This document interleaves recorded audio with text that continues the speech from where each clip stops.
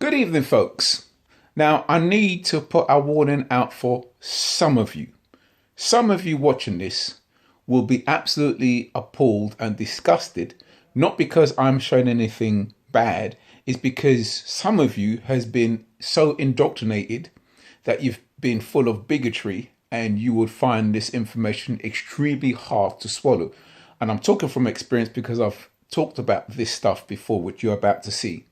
And I've had backlash. I've been told, oh, to go back to Africa.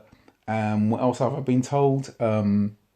If you're going to teach this kind of, if this information is going to be taught, you need to go back to Africa by a guy that posed as a so-called friend, but his own actions showed him to be the racist bigot that he actually is. So I had to unfriend him on Facebook. Anyway, like I said, so some of you watching this will find this hard to swallow because the hardest thing for a person, some people anyway, is to admit either that they're wrong or they've been taught the wrong information. You know, I used to I'm not going to go into it too much waffling. So let's get on with it. So I'm going to show you what I'm talking about. Really take a look at this and understand that the history has been proven and it's real. Take a look. What science has now found, although this is suppressed for the most part, this is not taught in your public schools, although it will be.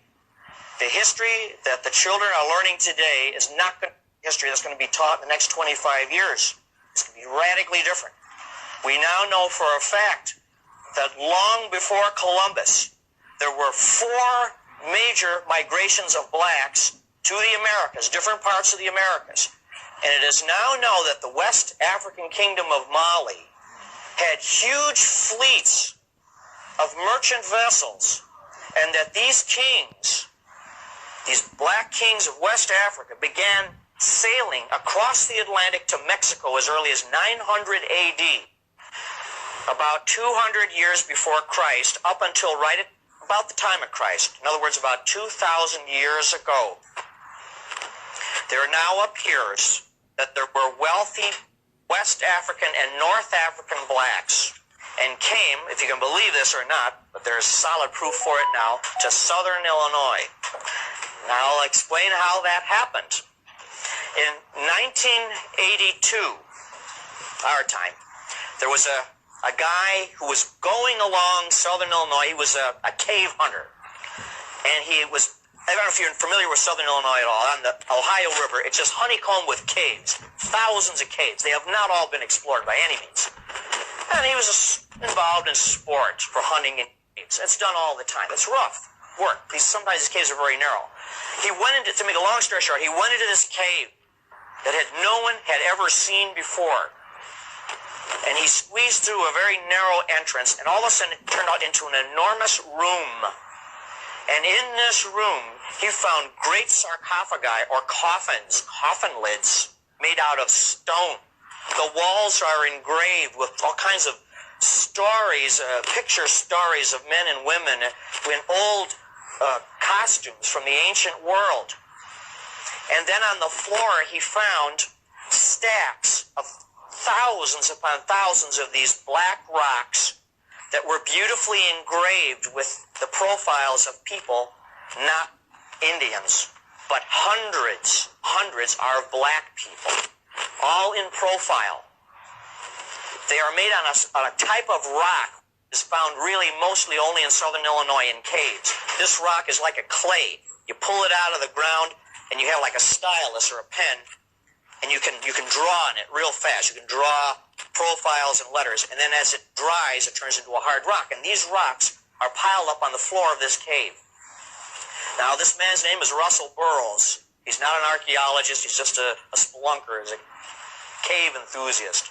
He brought these out over time. They're very difficult to bring out because the cave entrance is so narrow. And he's brought out now almost 10,000 of these magnificent tablets. They're very crude looking as rocks are concerned, but the drawings are beautiful. And they show the profiles of black people, some with scarification, which is West African, mostly with not that, some with specifically West African robes, which are still used today. Some of them will show like a black man with a kind of a sailor's cap, and in the background will show like a ship or a fish. It seems as though they're portraying a captain or a sailor of some kind.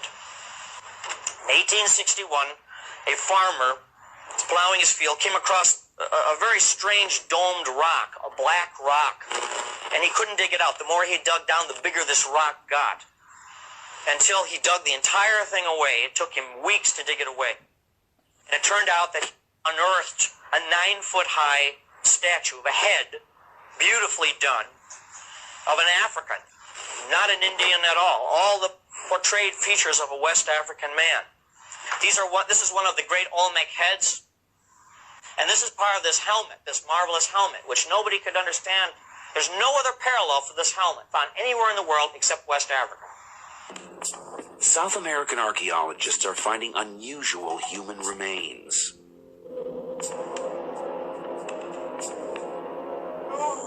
The skulls aren't European, but they aren't American Indian either. The skulls aren't European, but they aren't American Indian either. They belong to none of the prehistoric races known to have set foot in the New World. These skulls are as old as the Ice Age. So who were these first people to discover the Americas? And what became of them? Did they all disappear? Or did some of them survive?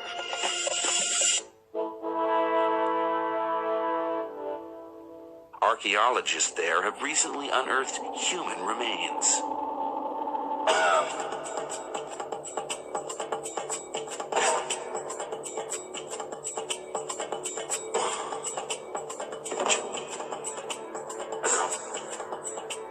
Prehistoric skulls were found buried in layers of soil 9 to 12,000 years old.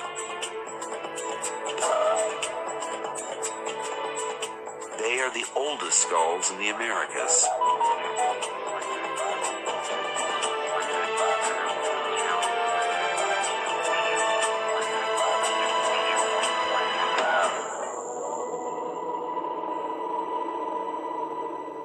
And this is the oldest of them all.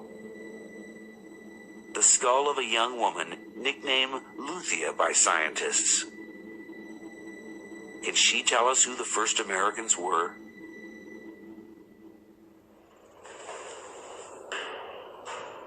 Walter Neves is a physical anthropologist at Sao Paulo University in Brazil. He's been using a standard and reliable archaeological measure, the shape of the skull, to find out what race she belonged to. He fully expected Luthia to be a Mongoloid, an ancestor of the American Indians. But then he fed the measurements into the computer.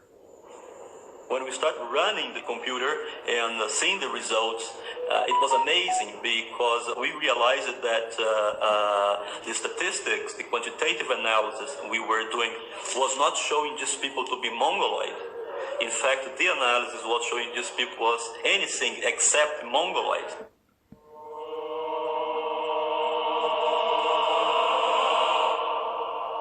So who was Luthia? And where did she come from?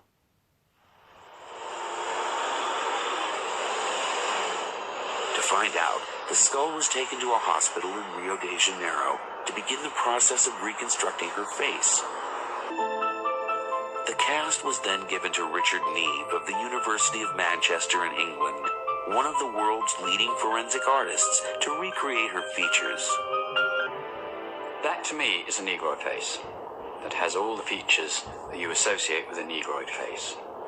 The proportions of the face, it doesn't say anything about it being Mongoloid.